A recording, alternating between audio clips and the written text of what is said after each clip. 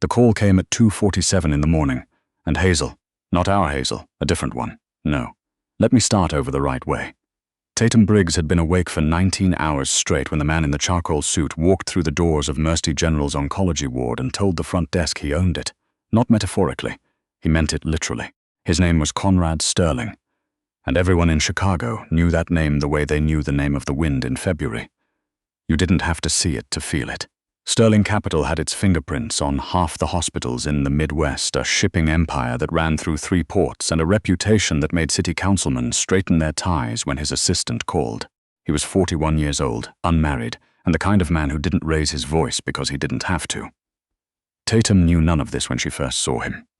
What she saw was a man standing at the nurse's station at 3 in the morning, completely still in a way that felt more threatening than any amount of shouting would have.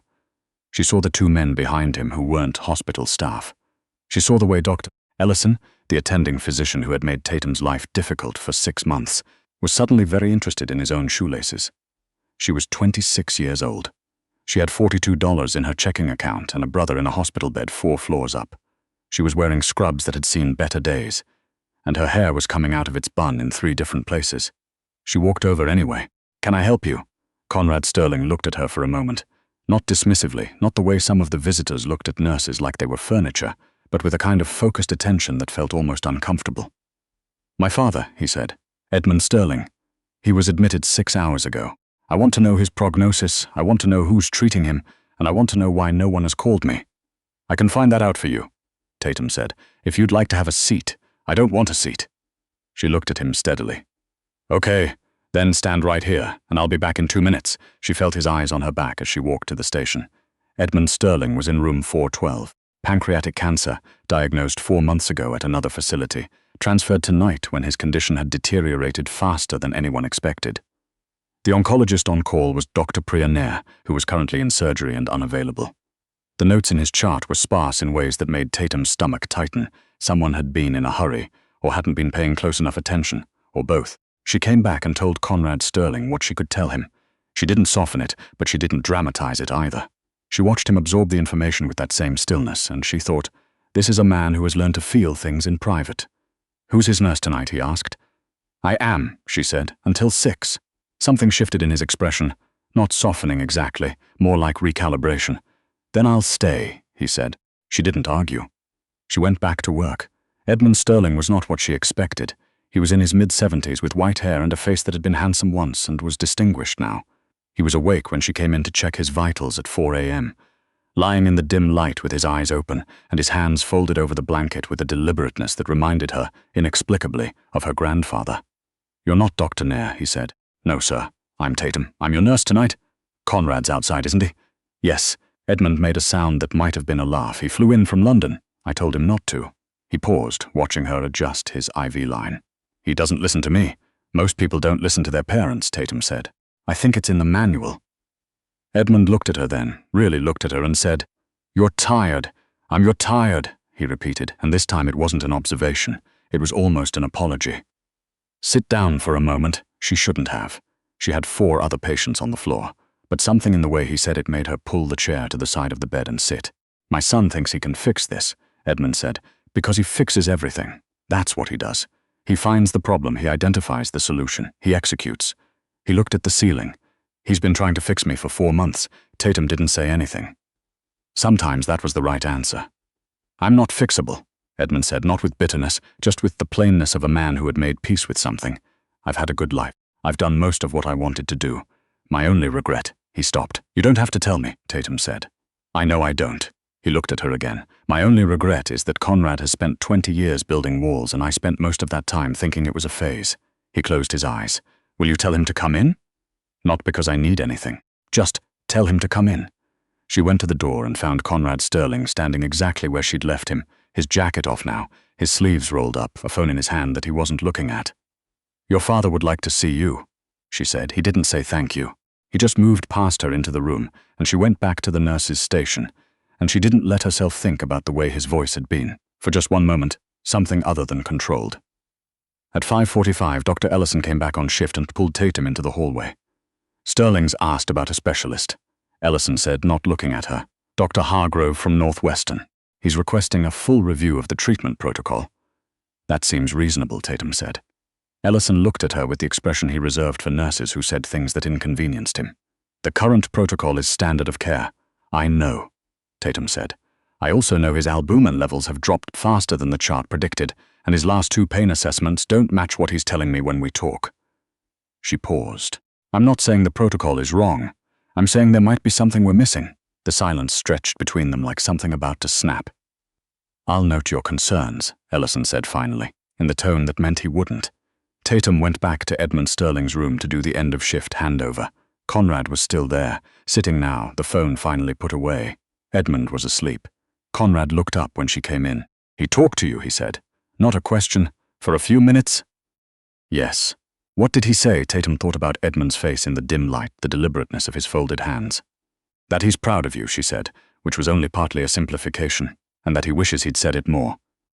Conrad Sterling looked at her, and for the first time since he'd walked through those doors, he looked like a person who didn't know what to do next. I'll be back tonight, he said. He'll be glad, Tatum said. She went home and slept 4 hours, and then went to the 4th floor to check on her brother.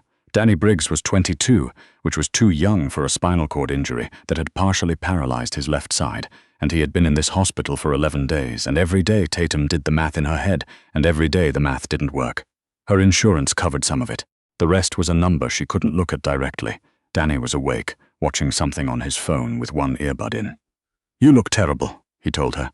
Good morning to you too. Did you sleep? Some? Tatum. Danny. He pulled the earbud out and looked at her with the expression she recognized as their mother's, which was unfair since their mother had been gone for 6 years. You don't have to be here every day. I know. The nurses are nice. I know they are. I work with them. So, go home. Actually go home. Sleep in your bed like a human person. She stayed another hour. She talked to his physical therapist, she reviewed the notes in his chart, she held his hand while he did his afternoon exercises and didn't wince when he winced. When she finally left, she took the stairs down to the lobby and sat in one of the chairs by the window for a moment, because her feet hurt and she needed 10 seconds of doing nothing.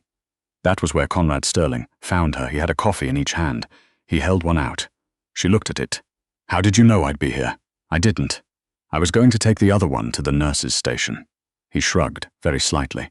Someone told me you come here in the afternoons. She took the coffee. He sat in the chair 2 down from her. Your father's doing better today, she said, and the new pain management protocol is help me. He looked at the window. She also told me you flagged something in his chart last night that Ellison hadn't caught. Tatum didn't say anything. The inflammation markers, Conrad said. Apparently there was an interaction with the anti-nausea medication that was slowing his response to the primary treatment. Dr. Nair adjusted it this morning. She wrapped her hands around the coffee cup. It wasn't a significant catch, she said carefully. Dr. Nair would have seen it at morning rounds. Maybe. He looked at her then, direct and unblinking. Or maybe it would have taken another 12 hours and he would have had a very bad night. She didn't argue. They sat in something that wasn't quite silence. The lobby had its own ambient noise, the soft percussion of a hospital going about its business. And Tatum drank her coffee and thought about Danny upstairs and the number she couldn't look at directly. You have someone here, Conrad said. Not a patient you're assigned to. She looked at him. The 4th floor, he said. You came from the stairs. My brother? She said. She didn't elaborate. He nodded once and she had the sense that he filed things carefully, this man, put them in order and kept them there. How is he? He'll recover mostly. She looked at the window. It'll take time. Conrad Sterling was quiet for a moment. Then, I'm bringing in 3 specialists from Northwestern tomorrow. Full team review of my father's case. He paused. I'd like your input included in the briefing materials. Tatum stared at him. I'm a nurse, she said. I know what you are, Dr. Ellison. Ellison, Conrad said with a precision that managed to convey everything without saying anything. Will not be the primary contact on my father's case going forward. She thought about Ellison and his shoelaces. She thought about 6 months of being dismissed in hallways. Okay, she said. The next 72 hours were something she would describe later, to no one, as the most professionally strange of her life.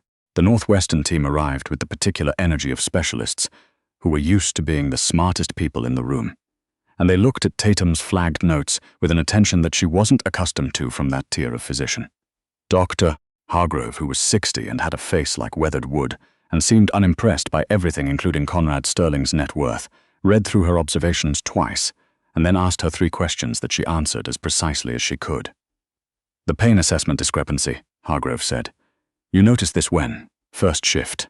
He was rating his pain at a 4, but his vitals suggested higher and he was guarding on his left side. Did you document it? Yes, and mentioned it to the attending. Hargrove made a sound. How long have you been in oncology? 3 years. You should consider an advanced practice program.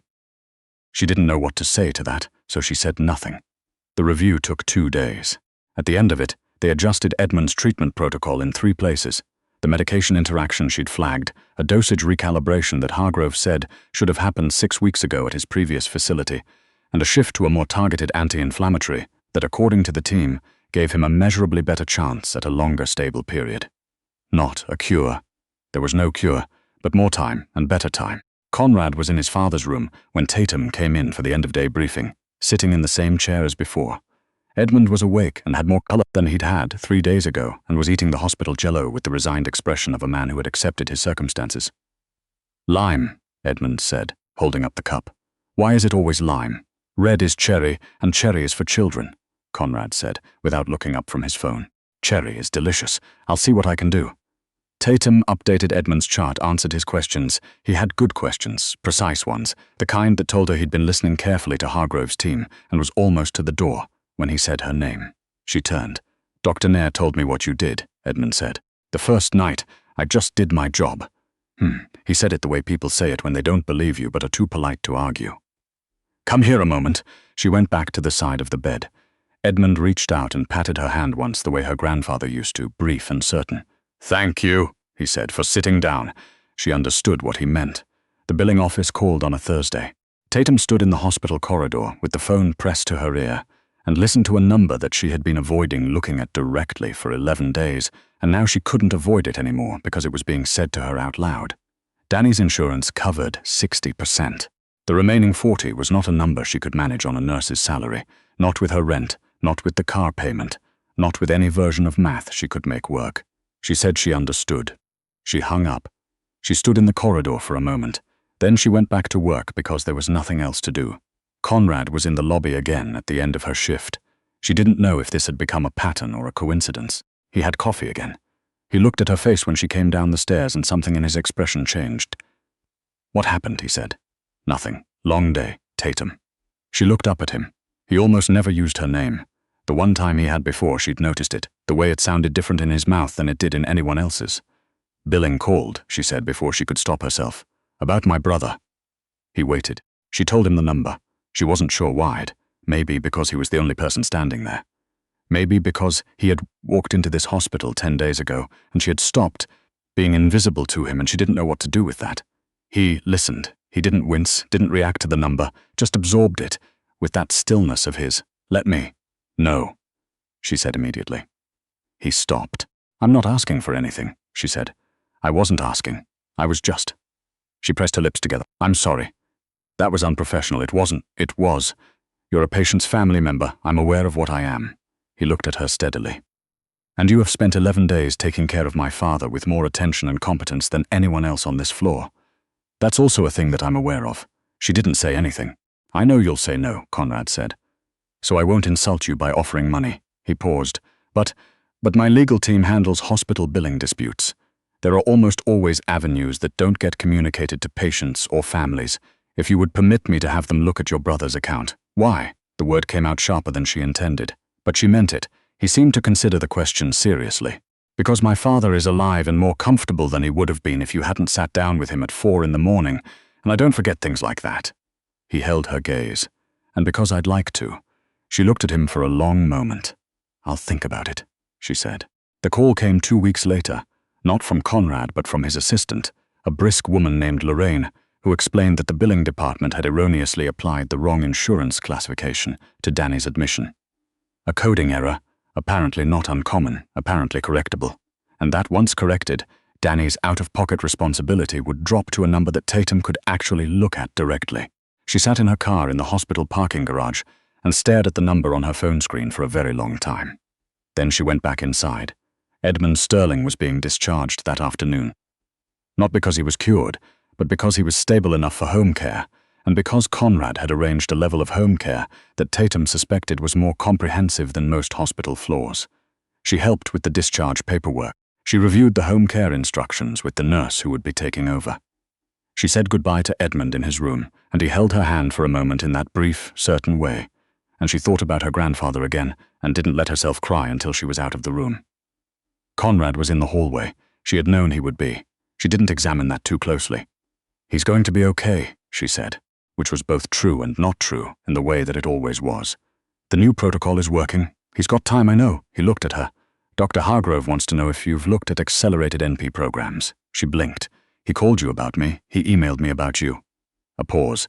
He was fairly emphatic. She didn't know what to say. "There's a program at Northwestern," Conrad said, carefully, like a man choosing words the way he would choose anything. "Precisely," after consideration. 2 years. It's competitive. Hargrove sits on the admissions committee." He stopped. "I'm not going to tell you what to do. I'm also not going to pretend I don't have some ability to make the application process easier. Those two things coexist." Conrad. It was the first time she had used his name. She watched him register it. "I earned anything I have," she said. "I need to keep earning it." "I know that," he said. "I'm not offering to buy you an admission. I'm offering to make sure your application is seen by someone who already thinks you're exceptional." He looked at her. "Those aren't the same thing." She thought about Ellison and his shoelaces. She thought about 3 years of flagging things in charts that got ignored. She thought about Hargrove reading her notes twice and asking her 3 questions with the attention she'd never been given before. "Send me the information," she said. Something shifted in his face. Not a smile, he wasn't a man who smiled easily, but something adjacent to it. "Lorraine will email you," he said. "Of course she will." She started to walk past him. His hand touched her arm just briefly, just for a second, fingertips on her sleeve. "Tatum." She stopped. "My father told me," he said, He also told me." He paused, the first time she had seen him pause mid-sentence. "He said you sat with him when he asked you to. Even though you had other patients." She looked at him. "He said it was the first time in 4 months," Conrad said quietly, "that someone had treated him like a person instead of a case." She didn't have an answer for that. She didn't think he needed one. "I'll see you," she said. "Yes," he said. "You will." She saw him 3 weeks later, not at the hospital, but at the coffee shop 2 blocks from it, where she went on Saturday mornings when she had the opening shift off, which was rare enough that she treated it like a small holiday. She was at the corner table, with her application essay spread across the table, Northwestern's prompt, which she had rewritten 6 times, when he came through the door. He saw her immediately. She thought, this man sees everything immediately. He got his coffee. He didn't ask if he could sit. He looked at the papers and said, "Application." "First draft," she said. "6th draft, depending on how you count. What's the prompt?" She pushed it toward him. He read it. He turned it back. "You're overthinking the opening," he said. "I've been told my openings are too direct." "Your openings," he said, "are the best thing about them." She looked at him. He looked back. Outside, Chicago moved in its Saturday morning way, the particular quality of light that came in February, cold and exact, nothing soft about it. Inside, the coffee shop was warm, and the papers were spread across the table, and Tatum Briggs thought about all the nights she had stood in hallways being invisible, and she thought about Edmund's hand on hers, brief and certain, and she thought about the way this man had looked at her at 3 in the morning when she had walked over anyway. "How is your father?" she asked. "Better than expected," Conrad said. "He's asking for cherry jello. I'm glad. He asks about you." A pause. "Frequently." She smiled. She couldn't help it. Conrad Sterling watched her smile like it was something he wanted to remember. "I'm free Saturday mornings," he said. "More often than you'd think." She looked back at her essay, looked back at him. "Sit down," she said. And he did. Danny went home in April, walking with a cane and complaining about physical therapy with the energy of a person who's going to be fine. Tatum helped him into the car and drove him to the apartment she'd sublet from a colleague, which was smaller than she'd have liked but had good light and was close to the recenter. Danny looked at the apartment. He looked at her. "You're happy," he said. "I'm tired," she said. "You're both," he said. "You're different tired. Good tired." She put back in the bedroom and didn't answer. She got her Northwestern acceptance in May. She didn't call anyone first. She sat with it for a full hour, the email open on her phone, the afternoon light coming in through the window, and let it be real. Then she called Danny. Then she called Conrad. He answered on the second ring. She could hear noise in the background, somewhere with other people, other conversations. "I got in," she said. A pause. The background noise dimmed, like he'd moved somewhere quieter. "Of course you did," he said. "You should know that I worked for it." "I know you did." His voice was different on the phone, lower, somehow. "I didn't do anything, except make sure Hargrove read what was already there. Conrad, Tatum." She looked out the window at the city, at the particular quality of May light in Chicago, which was almost gentle, which was not something February promised you. "Thank you," she said. He was quiet for a moment. "My father wants to have dinner," he said. "When you're ready." "No pressure. Edmund wants to have dinner. Edmund has been campaigning for it for 6 weeks. I've been a moderating influence." She laughed. She heard something in his voice that might have been relief at the sound of it. "Saturday," she said. "Saturday," he said. She hung up. She sat in the good light. She thought about 3 in the morning, and a man standing still at a nurse's station, and a chair pulled to the side of a bed, and a hand held briefly and with certainty, and the particular way it felt when someone looked at you and saw you. Not your role, not your classification, not the job you were doing in the hallway, but you. She thought, this is what it looks like when something starts. She didn't know yet how it would go. She knew he was difficult and precise, and still in ways that could feel like distance. And she knew she was tired and stubborn and spent too much time being invisible, and she knew there were approximately 900 reasons to proceed carefully. She also knew that when Edmund Sterling had asked her to sit down, she had sat down, and when something asked her to stay, she stayed.